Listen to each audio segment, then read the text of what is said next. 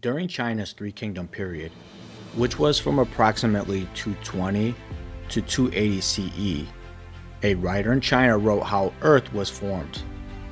According to the author, a hairy giant with horns on his head named Pangu began creating the world in two. He separated yin from yang with each strike of his giant axe, creating the earth or the yin that was black and the sky the white yang. To keep them separated, Pangu stood between them and pushed them up to the sky. With each day, the sky grew 10 feet or 3 meters high. The earth got 10 feet thicker and Pangu 10 feet taller. This task took another 18,000 years of loneliness. When he died, his body began to decay and transform into mountains, rivers, forests, and other environmental and plant-like features. In one version of the story, he created humans from clay before he died because he felt the universe was too empty, while in another version, they came from the fleas that lived on Pangu's fur, which were spread across the earth by the wind when he died. I am Mike D. This is the History of Money, Banking, and Trade podcast. My goal is to expand your knowledge of the history and evolution of trade, along with money, banking, and credit, from ancient civilizations to present-day market innovations. I truly hope you find these episodes to be informative and entertaining. I have an MBA and around 20 years working in various financial roles, but I'm not a historian. However, I find that if I study the history of financial changes in trade, complex modern international economies are much easier to understand.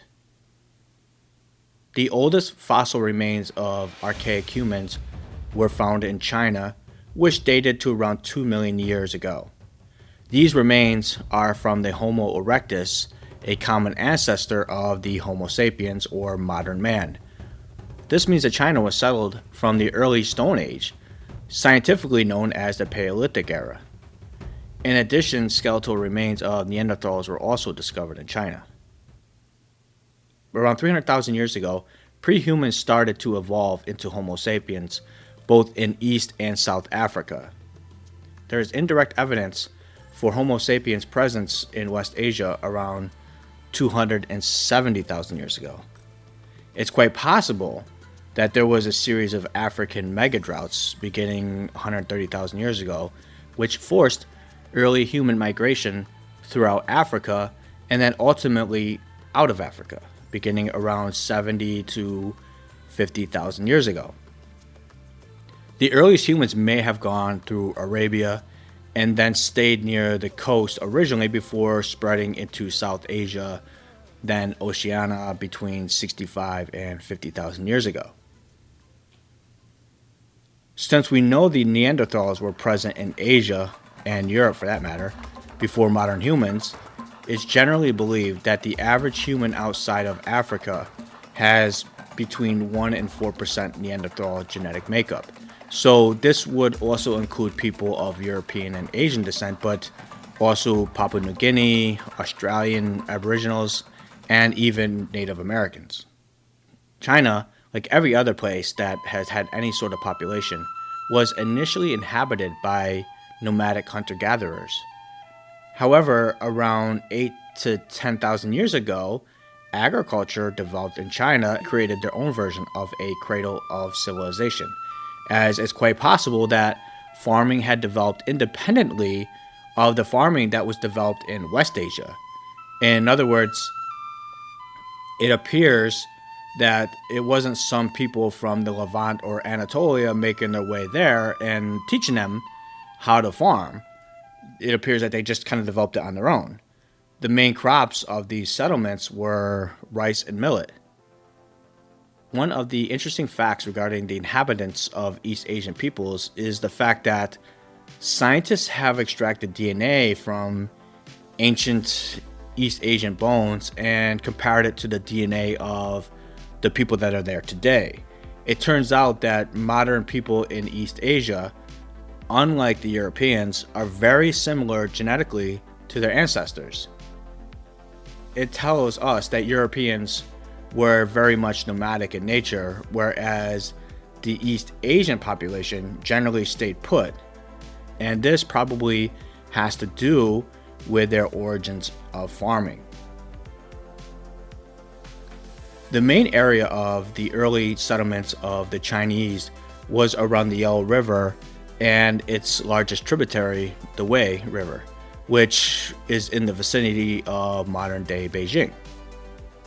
Later on, people spread further south to the Yangtze River, which is also the longest river in Asia.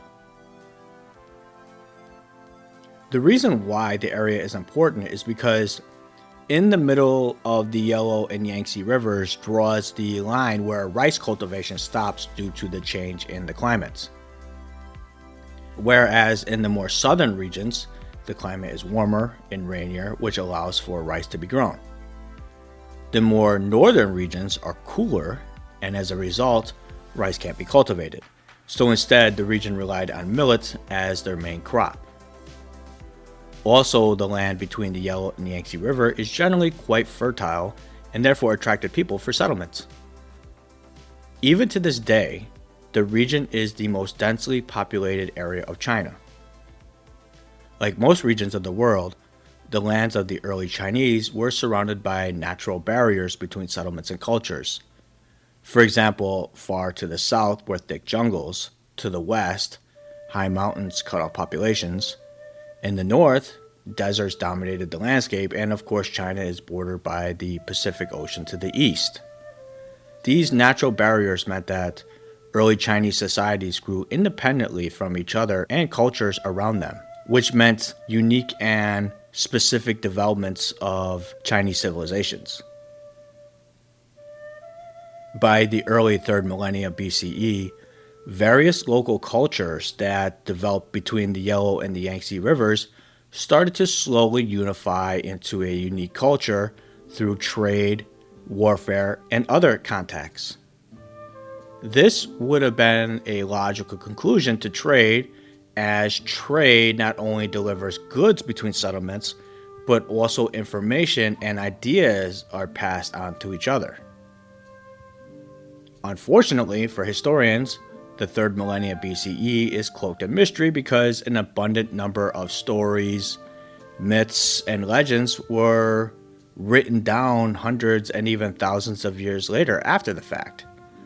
Like a lot of stories that were either told orally or written well after the fact, there are few archaeological findings to verify any of the information from this time period.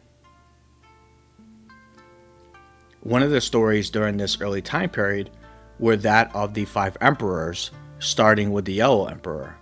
Traditionally, the Yellow Emperor's rule was dated to somewhere between 27 and 2600 BCE, and he was often seen as the father of the Chinese people.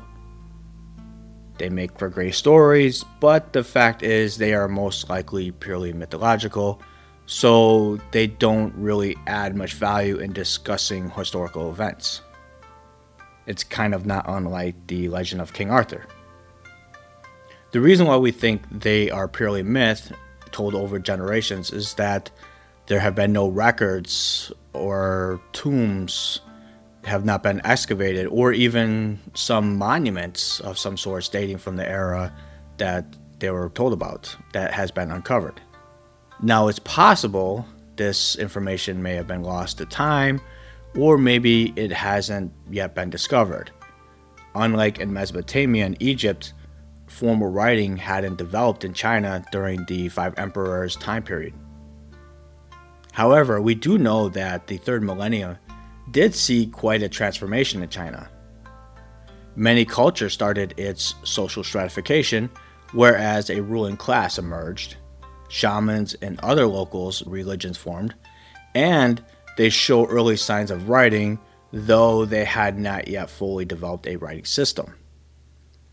Villages built irrigation systems and developed farming techniques, which allowed for better crop yields, which could tolerate a larger population, which then led to a surge in the population growth. These farming techniques led to efficiencies, which also meant less farmers would be needed, Therefore, it is in the third millennium BC that we start to see a natural division of labor, which meant people that would have normally been destined for the farm could now be artisans focused solely on their crafts. Yet, despite all these developments, the Chinese population still relied heavily on the clan system. It appears that this all started to change around 2770 BCE when Emperor Yu left his throne to his son Qi. This leads historians to conclude that around the era there's a clear separation between the tribal elites, whereas now hereditary rule started to become the norm. Once again, Emperor Yu is most likely a myth, but the point is not so much that he probably didn't exist, but instead it marks a time when the idea of hereditary transition of power becomes much more acceptable for the culture. Also, just like every other ancient society at the time, they also had their own mythological Great Flood story that would have taken place around the time of Yu. So it is around 2000 BCE that the ruling class becomes a force in China as they become extremely wealthy and powerful enough to command the commoners to build palaces, temples, and other types of public works projects. Let us not forget that in 2000 BCE, China was firmly in the Bronze Age, which meant that there was a great leap in crafts technology. In addition, bronze weapons discovered throughout China indicate that warfare had become more common among the ancient Chinese. Warfare would mean that social structures and norms would be standardized when conquerors implemented their culture on the conquered. This would also include introducing their standards of weights and measures, which would make trade within the newly formed region of rule much more efficient. And of course, war meant plunder, especially for the ruling class, further enhancing the wealth gap between the ruling class and the farmers and the craftsmen. For years up to this point, it was believed that much of China was ruled by the Zhou Dynasty. However, their rule ended around 1600 BCE when one of the Zhou vassals rebelled and overthrew the last Zhou ruler, who was often depicted as cruel and a poor ruler.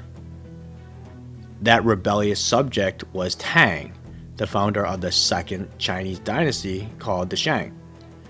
It is important to note that the Zhou dynasty was a controversial topic in Chinese history, as some historians still believe it is pure myth.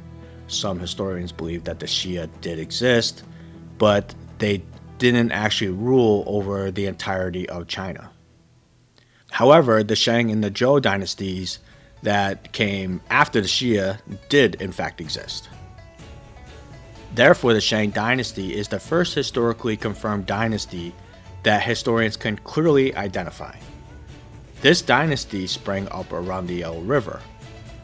By then, the writing system had become fully functionable and an organized system.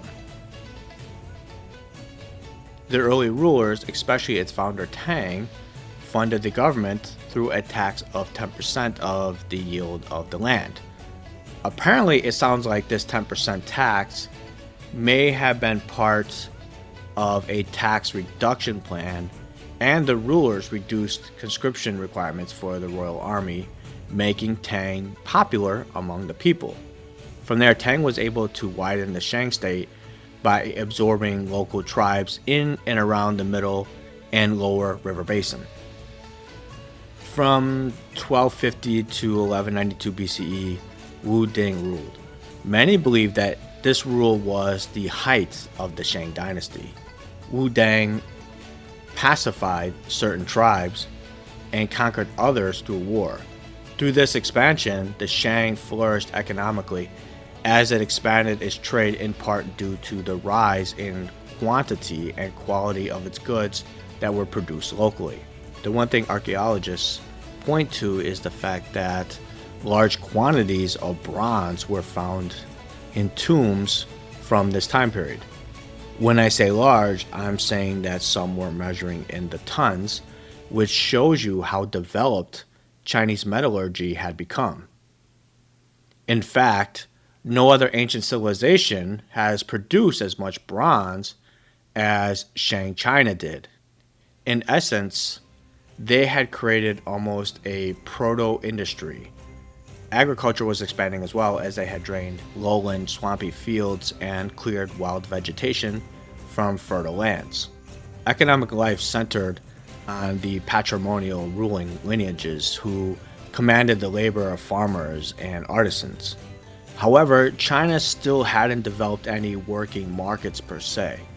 Instead, various members of the ruling class would have set up complex exchanges that would have consisted of goods and even people. Around the 13th century BCE, horses and chariots were introduced into the region. I don't think anyone really knows for certain how this happened, but it was most likely through nomadic tribes that lived in the Central Asian steppes around 2200 BCE. From there, the use of horses spread across Eurasia for transportation, trade, communication, agricultural work, and warfare. It's also probably not a surprise as to why many people around the world speak a language that would have been derived from this particular region. So when the horses had become the dominant means of transportation and warfare, people from the Indo-European region would have brought their languages with them, and hence the reason why many people in Europe, including English speakers, have a language that was derived from the people of the region that had developed the use of horses and domesticated horses. This increased efficiency in communications through the horse may have also affected the way the new kings of the Shang Dynasty had ruled. They eventually became less involved with the everyday management of the kingdom, as they often delegated more and more to their officers. They were no longer generals leading their troops, and they no longer worried about the general well-being of their subjects, leaving their representatives in the region to deal with droughts and famine. With that being said, one could say that maybe the kings of the Shang were no longer strong rulers and were possibly even weak. As such, a rogue vassal from a family known as the Zhou family, which ruled in the western borders of the Shang state, became stronger and more powerful. They were nearly an independent state. This apparently freaked out the Shang king, and he decided to imprison a man by the name of Wen, who was the head of the family, because he feared Wen's strength and influence. Keep in mind, it wasn't like the Zhou surpassed the Shang in any technological sense either. However, the Western Zhou ruling class derived its wealth from the various contributions of gifts, land revenue, craft making, and the exchange with other aristocratic houses. Unfortunately, we lack any dependable substantiation to estimate the relative value of these forms of income in the household economy as a whole. The foundations of the Zhou state rested on redistributing gifts from the king to its subordinates. Each of these subordinates would have established their own independent economic base. And in this part of China, cowrie shells played a crucial part in the measure of value in the exchange of goods in Western Zhou. Cowrie shells were nothing new or unusual, as they had been used as a form of money in several pre-modern Asian and African societies. Cowrie shells shared many of the qualities of metallic currency. They had scarcity, durability, uniformity in size and shape, and they had countability. Most importantly, they were nearly impossible to duplicate. so there wouldn't be any forgeries. This may be confusing, but they weren't used as a medium of exchange per se. The cowrie shell's value derived from their ritual uses and sacrifice and mortuary goods, rather than a notion of monetary value. As such, the importance of cowries in gift giving declined quite a bit over the course of the Western Zhou.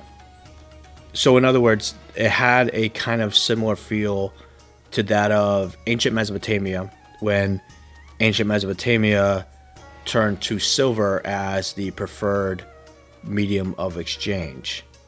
Now, silver was passed more likely in Mesopotamia than, say, cowrie shells were in China, but they both served a crucial function in that when you're going to have some sort of trade, you need to measure the value of the goods that you're trading.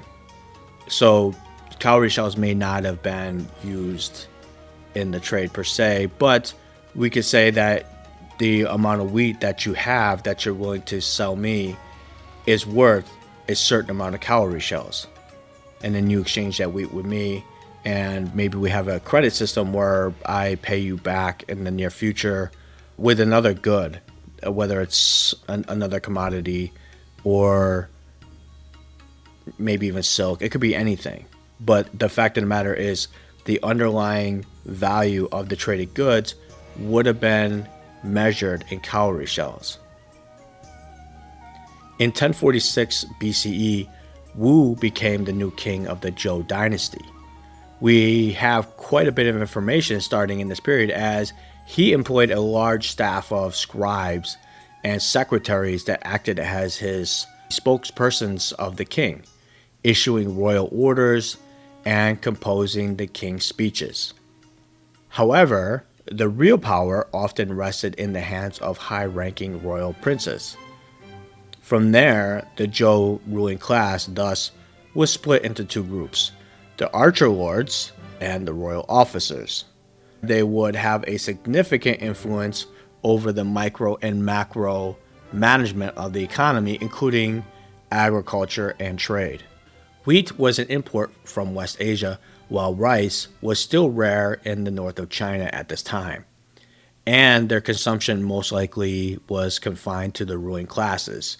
So the average person would have consumed millet in this region, so the North China region. Irrigation in Western Zhou was achieved primarily by diverting streams into adjoining farmlands, as large-scale irrigation works did not appear until much later. While this region was firmly in the Bronze Age, the adoption of bronze farming tools was slow to develop because bronze was often viewed as too precious to be widely used for practical purposes such as agricultural tools. So instead, Zhou farmers continued to rely on tools made from stone, bone, and shells that consisted primarily of digging implements, 1- and 2-pronged digging sticks and spades, and harvesting sickles. But it is ironic because China had a wide-scale bronze production mechanism.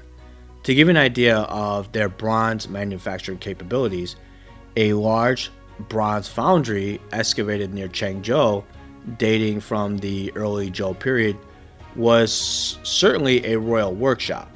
A few smaller bronze workshops also have been found near the Fangho capitals, including one that specialized in the manufacture of chariot fixtures. This time and region also reflected a large wealth gap between the farmers and the landowners. This wealth inequality is particularly noticeable in clothing and foods consumed, as the large landowner elites wore fine silks and had access to foods outside of the millet that was consumed by the farmer. The biggest reason why the Zhou Dynasty was in control was due to their mandate of heaven. This was a doctrine that was used to legitimize the overthrowing of the Shang dynasty and the formation of the new Zhou dynasty. It was the document that basically said that every dynasty and its current ruler had been given a mandate by heaven to rule the natural order. In reality, this isn't much different than the divine right of kings that we see throughout history. The reason this happened was the Shang situation had deteriorated so much that the Zhou felt that they had no choice but to rebel, as the mandate from heaven had shifted and was on their side, which confirmed their victory. The Zhou rulers realized that relying on religion could only carry them so far. So instead, what they needed was a system that could institute power and protection. They confiscated and divided much of the lands among their family members, including brothers and sons of King Wu and Shang, as well as Guangdan.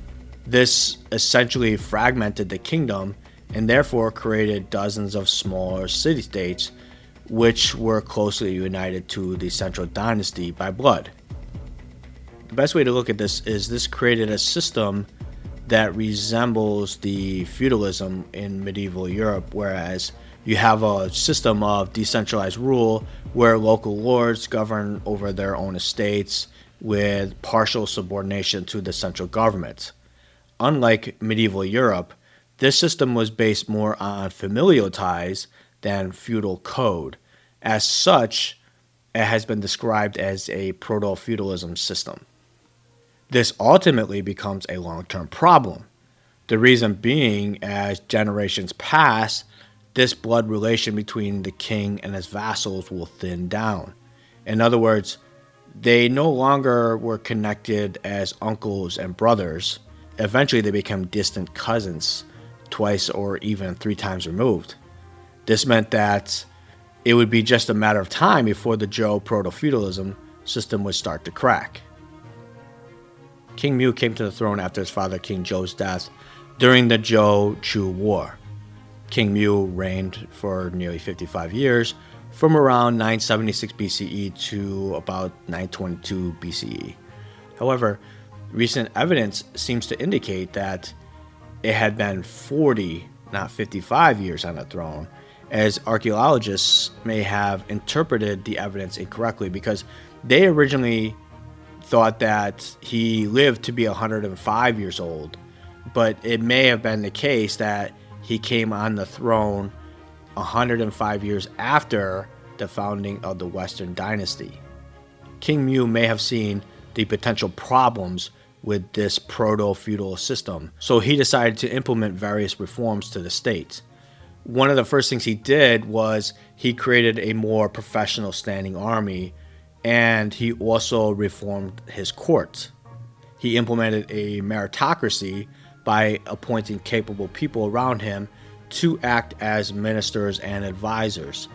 He then implemented a more efficient bureaucratic apparatus that started to separate the king from his people and even the nobles.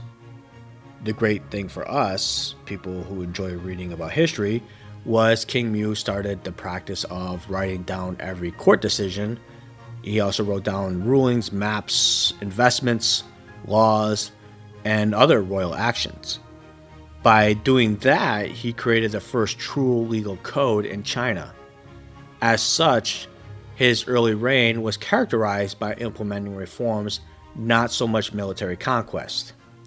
However, King Mu may have gotten concerned about his legacy and decided that he wanted to expand the kingdom to the north. His advisor warned him that previous kings only used war as a last resort, but Mu didn't want to hear any of that, even though the people of the north had always provided assistance and defended the realm against the Western Zhou. So he reverted back to the previous Chinese king's operations, whereas he spent most of his rule in campaigns with his army, especially when his vassals were late with their tributes. As such, he managed to conquer numerous tribes. Despite his military success and important reforms, he was not seen as a great ruler by his people. Why? Because he was criticized for being away from the capital too often. Additionally, many thought his reforms were needed because he wasn't a capable ruler, and therefore he needed these reforms because he didn't have the capabilities to handle these issues himself. Eventually, the Zhou Dynasty would weaken. Surrounding tribes were also using the weakened state as a reason to attack it. By 957 BCE, the Zhou suffered a disastrous military defeat inflicted by the rival state of the Chu in the south. The result was the Zhou were essentially split, as now the king only had control over the royal dominion in the west and the region around Changzhou. This meant that the eastern domains became more independent. The issue for the Zhou kings was they were seeing their revenues diminish quite a bit over the years because they had allocated so much land and resources to the relatives and royal officers that may not have had a close connection to them by the 900s BCE. The fact is, the lack of revenues possibly made their hold on the throne less secure. So to remedy this, the Zhou kings no longer gave away entire territories to other royals, but instead parceled them out as small farms to laborers who worked them. As such, by 900 BCE, highborn landholdings that were given to them by the king were diminished considerably, as they were no longer entire territories, but rather fields or individual tracts of land. A field was defined as the amount of land that a single farmer could cultivate, and this was said to be about 100 mu, or about 4.5 acres. These smaller tracts of land also became bodies of exchanges among aristocratic households. So, for example, we have evidence of the legal testimony of an exchange of 4 fine horses for 30 fields. Another case, lands were exchanged for an assortment of goods, including jade ornaments, ritual vessels, carriages, and silks. The government surveyed and marked down the lands with official notaries to record all the transfers of the property. As part of this, they ensured that they were accurately surveying boundaries of the landholdings, as they were crucial procedures for establishing land claims.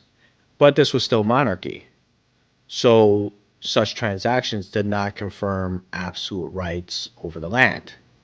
The king still retained rights to appropriate and reassign landholdings within his royal domain.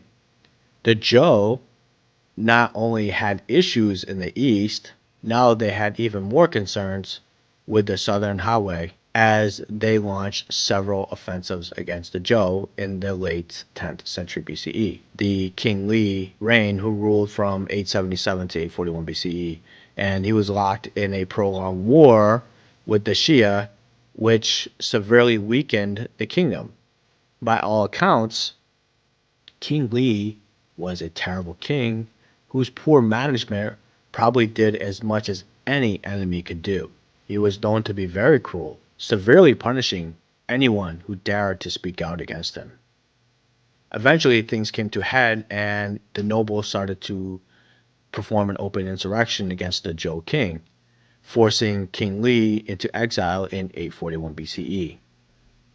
In 781 BCE, a major earthquake caused massive damage throughout the kingdom.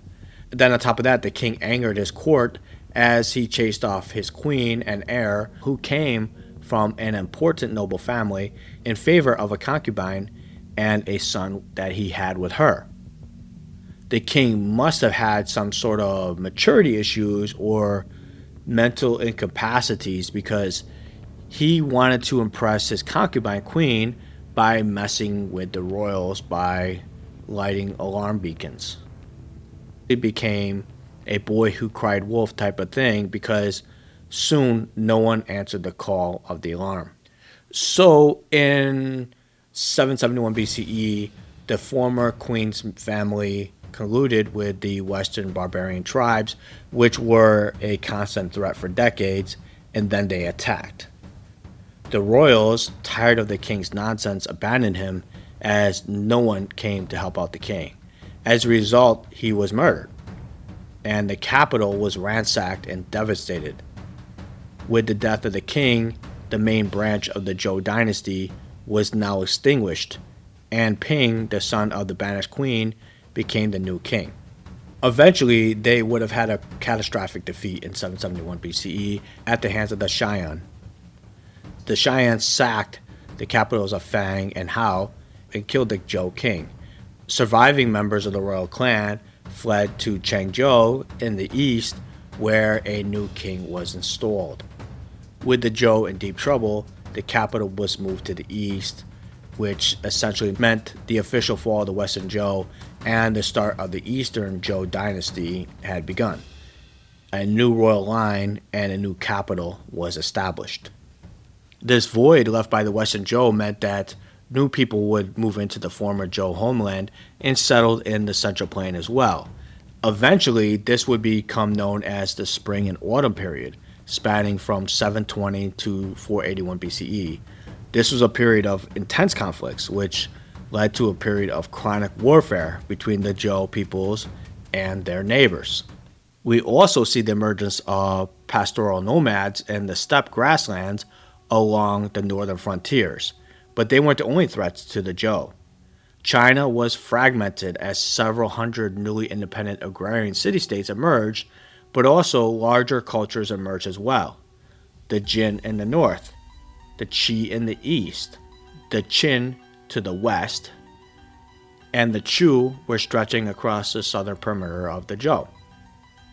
Therefore, this leads us into the Spring and Autumn period. As such, this period was known to have intense conflicts, which led to a period of chronic warfare between the Zhou peoples and their neighbors. China will become fragmented as several hundred newly independent agrarian city-states emerge. All this fragmentation, along with population increases, will result in cultures struggling to acquire and defend resources for their survival. And this is just the start. China will go through many periods of reshuffling, certain groups vying for control, and eventually China will become unified, but that's not for hundreds of years. I want to thank you for taking your time to listen or watch this episode. This is the first episode that I'm recording on a camera. In the next episode, we will get into the Spring and Autumn period, as this will further lay the groundwork for the development of ancient China trade. If you like what you hear and want to donate to the show, you can visit us at patreon.com/historyofmoneybankingtrade, or you can visit our website at moneybankingtrade.com. Thank you very much. Talk to you soon.